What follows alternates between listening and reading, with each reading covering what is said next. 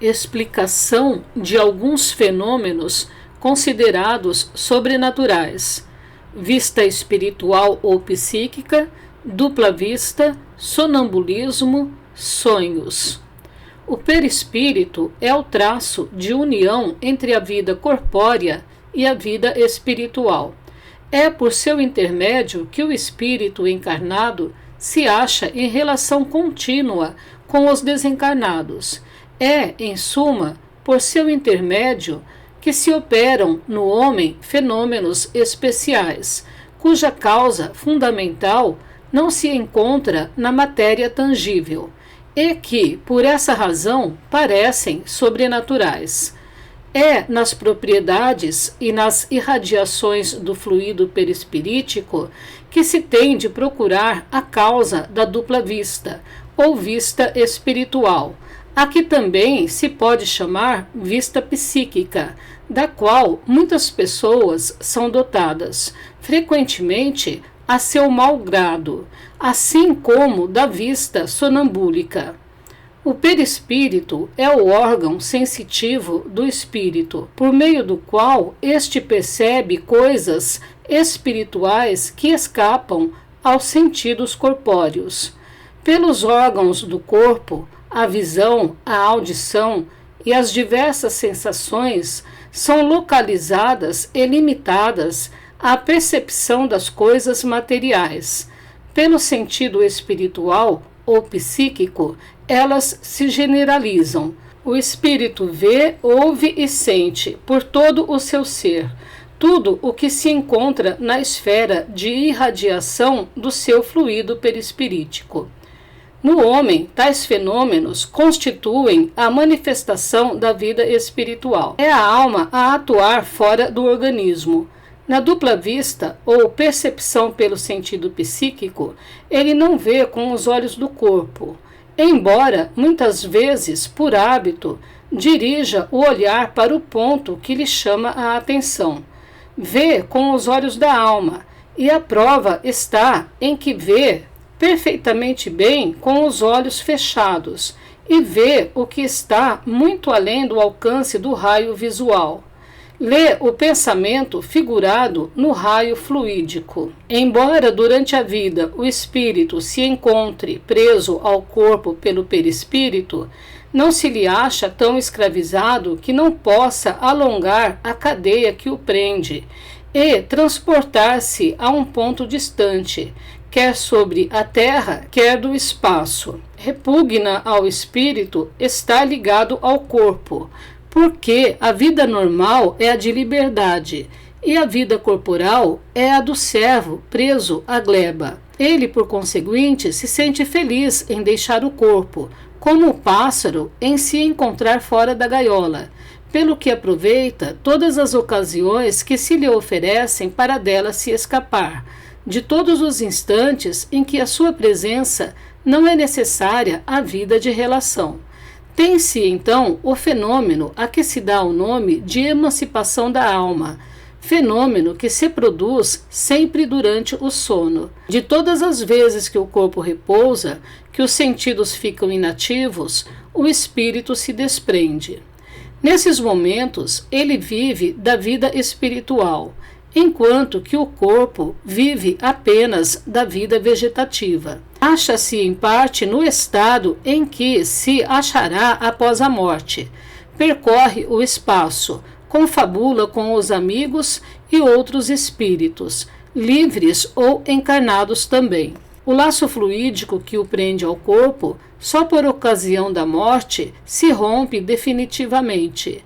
A separação completa somente se dá por efeito da extinção absoluta da atividade vital. Enquanto o corpo vive, o espírito, a qualquer distância que esteja, é instantaneamente chamado à sua prisão, desde que a sua presença aí se torne necessária.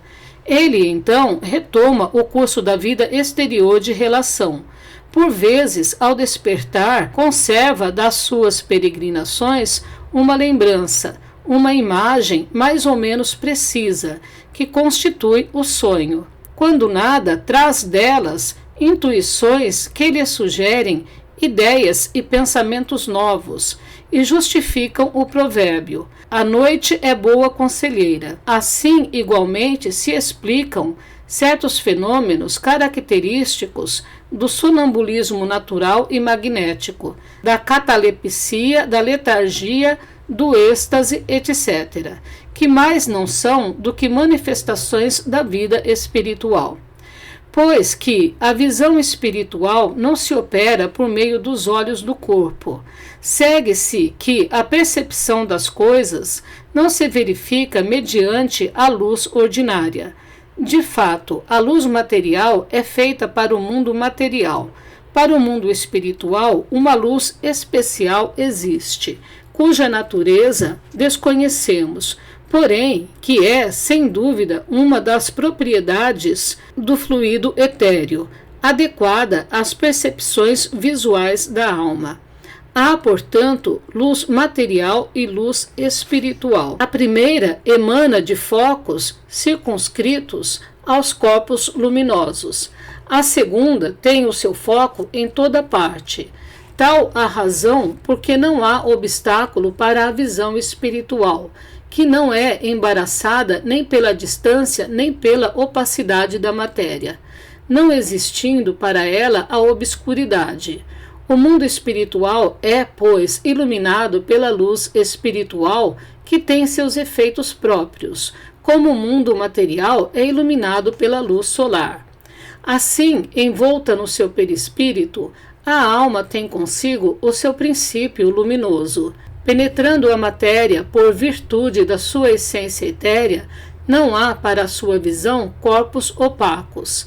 Entretanto, a vista espiritual não é idêntica, quer em extensão, quer em penetração, para todos os espíritos. Somente os espíritos puros a possuem em todo o seu poder. Nos inferiores, ela se acha enfraquecida pela relativa grosseria do perispírito, que se lhe interpõe qual nevoeiro. Manifesta-se em diferentes graus nos espíritos encarnados, pelo fenômeno da segunda vista, tanto no sonambulismo natural ou magnético, quanto no estado de vigília. Conforme o grau de poder da faculdade, diz-se que a lucidez é maior ou menor. Com o auxílio dessa faculdade, é que certas pessoas veem o interior do organismo humano e descrevem as causas das enfermidades. A vista espiritual, portanto, faculta percepções especiais que, não tendo por sede os órgãos materiais, se operam em condições muito diversas das que decorrem da vida corporal. Efetuando-se fora do organismo, tem ela uma mobilidade que derrui todas as previsões. Indispensável se torna estudá-la em seus efeitos e em suas causas, e não assimilando-a à vista ordinária, que ela não se destina a suprir, salvo casos excepcionais que se não poderiam tomar como regra. Necessariamente incompleta e imperfeita é a vista espiritual nos espíritos encarnados e, por conseguinte, sujeita a aberrações. Tendo por sede a própria alma, o estado desta há de influir nas percepções que aquela vista faculte. Segundo o grau de desenvolvimento, as circunstâncias e o estado moral do indivíduo, pode ela dar, quer durante o sono, quer no estado de vigília. Primeiro, a percepção de certos fatos materiais e reais, como o conhecimento de alguns que ocorram a grande distância, os detalhes descritivos de uma localidade, as causas de uma enfermidade e os remédios convenientes.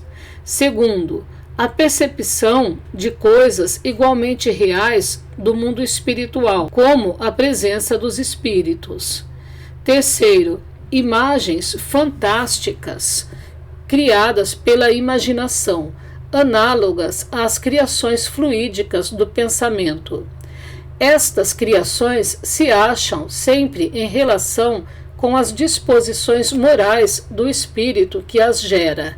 É assim que o pensamento de pessoas fortemente imbuídas de certas crenças religiosas e com elas preocupadas, lhes apresenta o inferno, suas fornalhas, suas torturas e seus demônios, tais quais essas pessoas os imaginam. Às vezes é toda uma epopeia. Os pagãos viam o Olimpo e o Tártaro, como os cristãos veem o inferno e o paraíso. Se, ao despertarem ou ao saírem do êxtase, conservam lembrança exata de suas visões, os que as tiveram tomam-nas como realidades confirmativas de suas crenças, quando tudo não passa de produto de seus próprios pensamentos. Cumpre, pois, se faça uma distinção muito rigorosa das visões estáticas, antes que lhes dê crédito. A tal propósito, o remédio para a excessiva credulidade é o estudo das leis que regem o mundo espiritual. Os sonhos, propriamente ditos, apresentam os 3 caracteres das visões acima descritas. Às 2 primeiras categorias dessas visões pertencem os sonhos de previsões, pressentimentos e avisos. Na terceira, isto é, nas criações fluídicas do pensamento, é que se pode deparar com a causa de certas imagens fantásticas, que nada têm de real com relação à vida corpórea, mas que apresentam, às vezes, para o espírito, uma realidade tal que o corpo lhe sente o contra-choque, havendo casos em que os cabelos embranquecem sob a impressão de um sonho. Podem essas criações ser provocadas pela exaltação das crenças, por lembranças retrospectivas, por gostos, desejos, paixões, temor, remorsos, pelas preocupações habituais, pelas necessidades do corpo ou por um embaraço nas funções do organismo. Finalmente, por outros espíritos com objetivo benévolo ou maléfico, conforme a sua natureza.